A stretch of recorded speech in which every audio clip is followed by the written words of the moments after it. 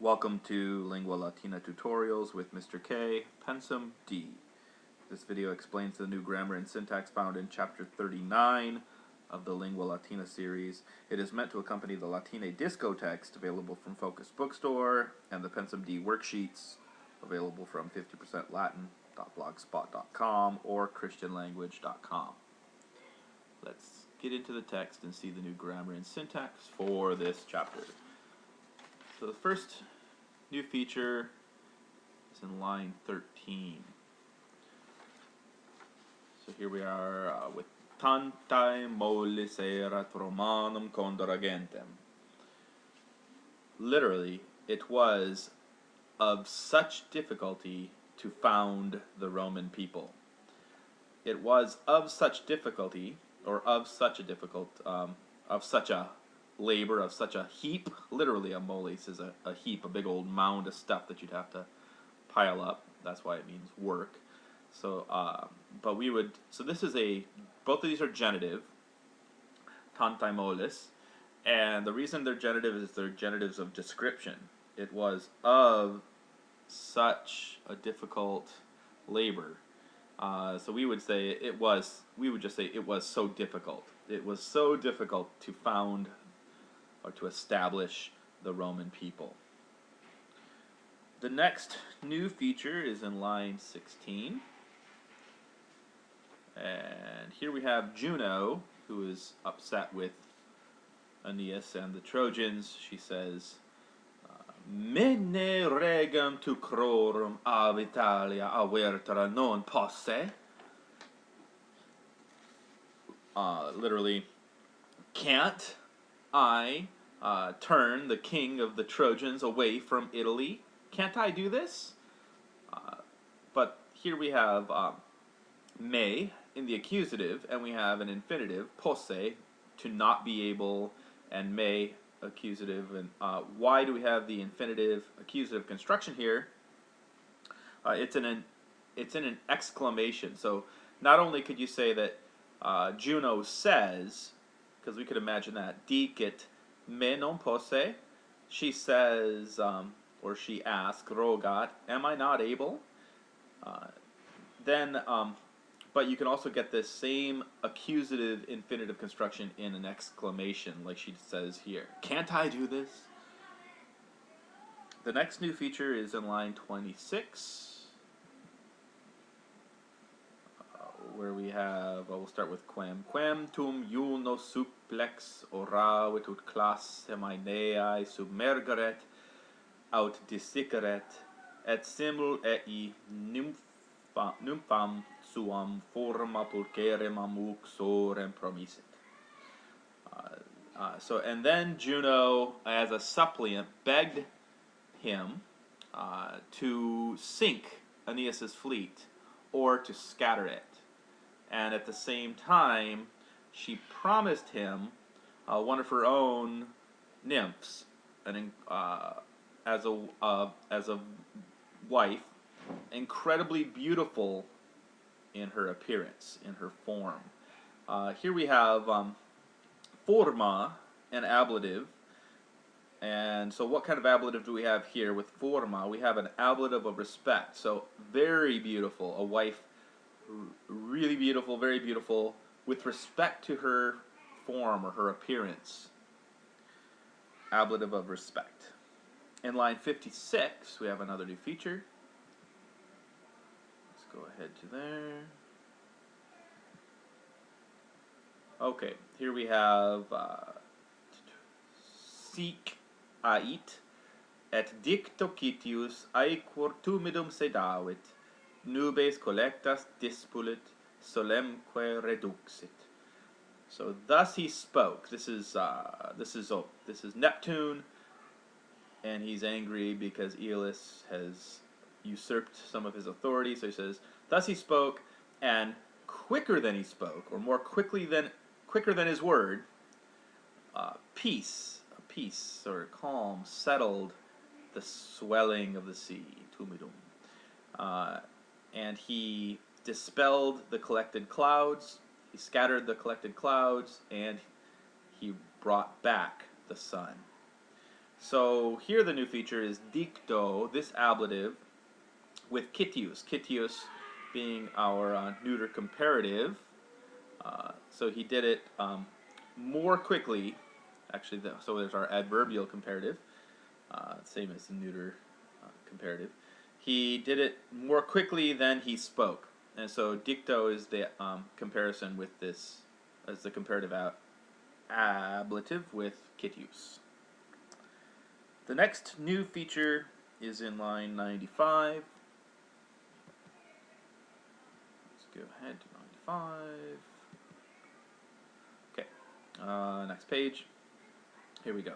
So we have, this is Aeneas himself, ipse. Ipse uno acate, comitatus gradatur duo tela manu gerens. So he himself, accompanied by only Achates, or by Achates, by just Achates, he steps out, carrying 2 spears in his hand.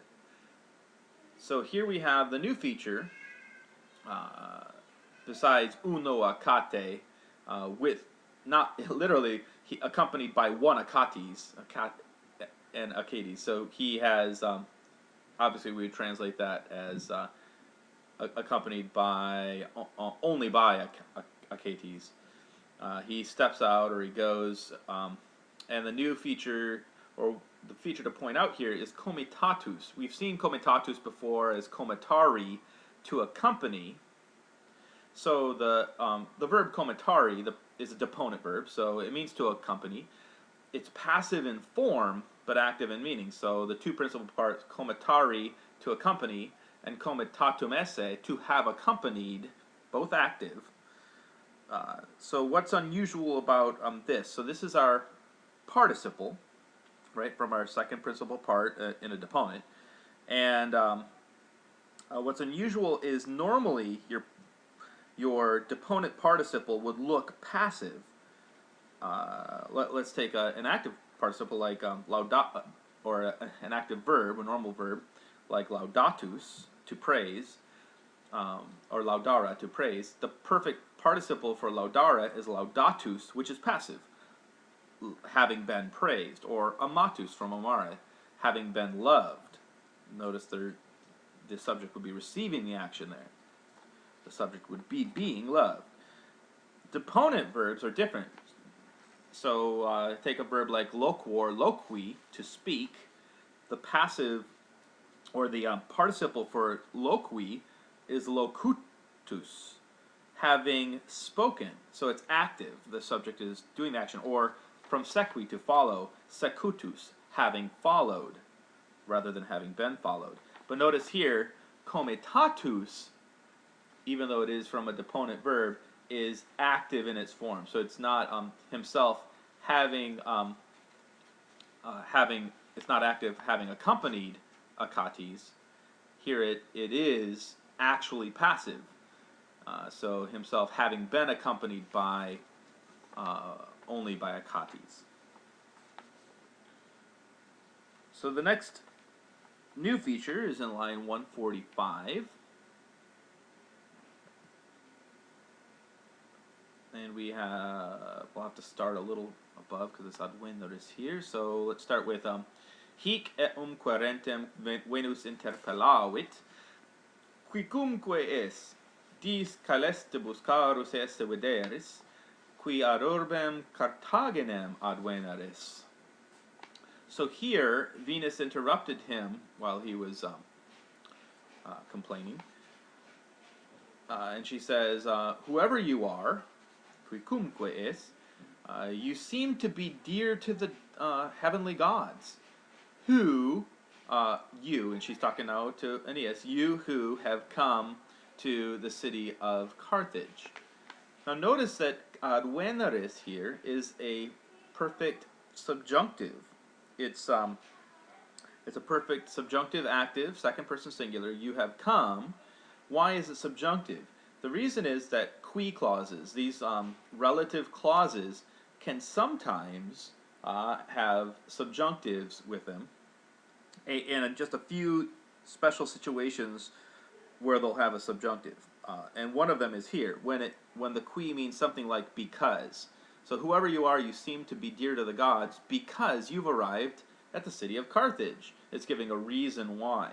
So in that situation where qui is giving a cause, we can have a subjunctive after the qui. We're going to see a couple other functions for these or subjunctives that come after qui. So just know here, this one, qui with a causal, call it a causal relative qui clause. The next new feature is in line 167. Okay, let's go down here, and so here we have start up here with O fortunati. O fortunati quorum iam moenia sorgunt.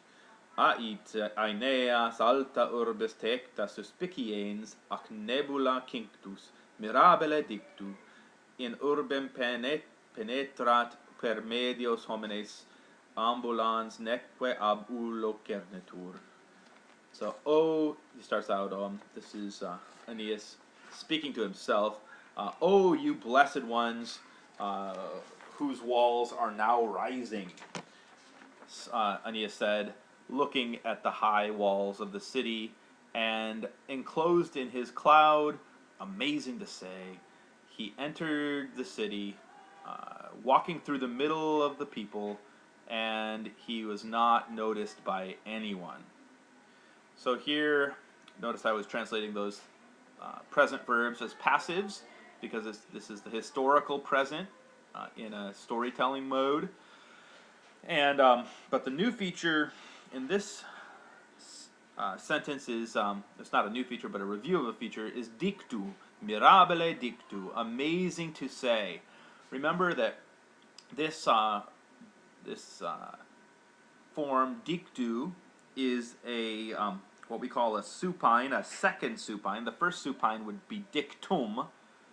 The first supine is used with verbs of motion, like he's going somewhere to speak or to say something. That would be it, dictum, he's going to speak. But here, mirabile dictu, amazing to say. You could also, often you'll find this second supine with facilis or difficilis, easy to say or difficult to say. So how do you form this second supine? Well, you take, and what is it? First of all, it's a fourth declension noun, is what is it. It's a neuter fourth declension noun, just like cornu. I remember that cornu with all those oo's in the singular. This is the ablative singular of the fourth declension neuter, dictu, but the supine only has those two forms, so just the accusative and the ablative singular forms. So where do you get this form? You go to the participle. So for dicere, we have dicere dixisse, so dicere to speak, dixisse to have spoken, dictum esse to have been spoken. So it's from that form, dictum esse, where we get our participial form, dictum, and that is the one that is turned into a fourth declension neuter noun. Dictum and dictu are the two supine forms. Okay, the next new feature is in line 193. Let's go ahead, find 193. Okay, so here we have, let's start with haec miranda. Haec miranda dum Aeneas intuetur, dum stupet et fixus in loco haeret, dido regina forma pulcherrima, ad templum incessit, magna juvenum caterva comitata. So here we have, while Aeneas watches these amazing things, these marvelous things, while he's sitting there shocked and stuck in the place, he's stuck, glued in that place. The queen, Dido, very beautiful in form, entered the temple accompanied by a huge crowd of young men. So here we have, well, a couple of features. Miranda, this is our gerundive with haec. Gerundive, watching these things that need to be marveled at, literally. And but the new feature, and we saw this a little bit earlier, is forma. This ablative, very beautiful with respect to her form. So what kind of ablative is this? It's an ablative of respect. Forma. We also have this, the form of comitata. We saw this earlier, from comitari, to accompany. It is a deponent, so it should have an active form, having accompanied, but instead it is passive in sense here. So having been accompanied by, so she entered accompanied by a large crowd or group of young men. The next new feature is in line 210. Go ahead to 210. Here we have, starting with Rex. Rex nobis erat Aeneas, quo nemo justior fuit, nec magis pius, nec bello fortior, etc. So we have Ilioneus, I think, speaking here, who says that Aeneas was our king, literally was the king to us. Here we have the dative of possession. Aeneas was our king, and nobody was more just than him, nor was anyone more pious or righteous, nor braver in war. So here we have another ablative of respect with bello, braver with respect to war, and but the new feature that I want to point out is this ablative of comparison here with quo. This is pretty common in Latin, and it's in English it makes kind of an awkward translation unless you switch the order around a little bit. So the king, Aeneas was our king, than whom nobody was more just, nor more pious, nor braver in war. So justior, braver than him, quo. And remember, when you have quo at the beginning of a clause, often we have to add in our conjunction and nobody was more just than him. The next new feature is in line 264. Go ahead here to 264, and here we have. We'll start with Aeneas here in 263. Aeneas autem ad naves praemittit accatein, qui Ascanio haec nuntiet eumque in urbem ducat. But Aeneas sent forth Achates to the ships, who announced these things to Ascanius and led him into the city.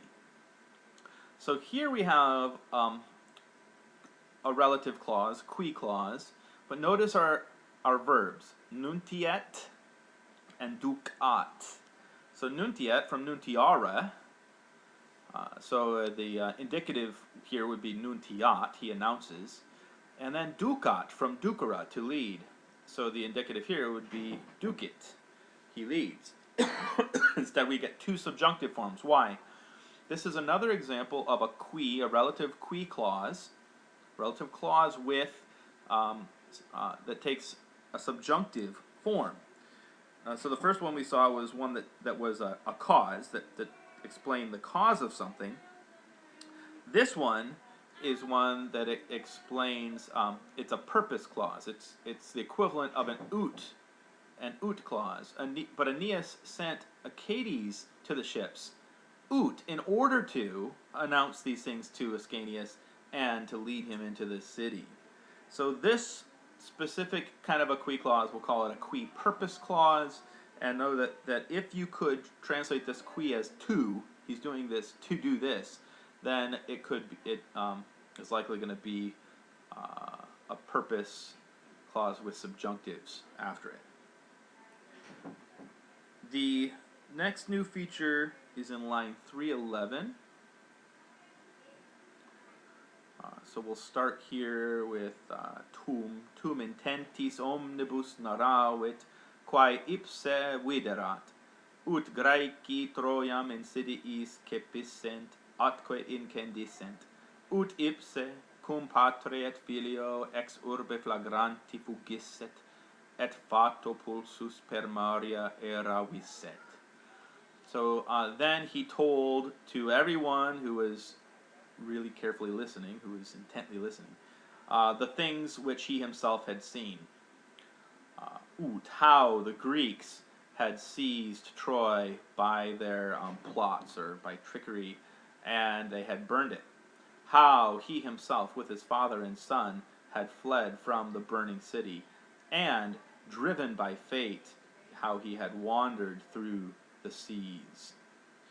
So here, the feature I want to point out is this use of ut. Okay, so then he told these guys the things which he himself had seen. Ut here meaning quo modo, how. Ut can mean, you could use ut just in a regular indicative question like ut vales, how are you? Where vales is indicative rather than subjunctive. But if you have ut in an indirect question, as you have here, so the direct question here would be, ut Graeci Troiam insidiis ceperunt. How did the Greeks seize Troy by their treachery, or by ambushing it, or by treachery? How did they seize it, and how did they burn it? How did he flee from with his father and his son from the burning city? So those are the direct questions here. The indirect question is that he told everyone how he did these things. So as we've learned before, with an indirect question, you end up with subjunctives, subjunctive mood verbs. So he told them how the Greeks had done these things. So those are all of our new features for chapter 39. Thank you for listening.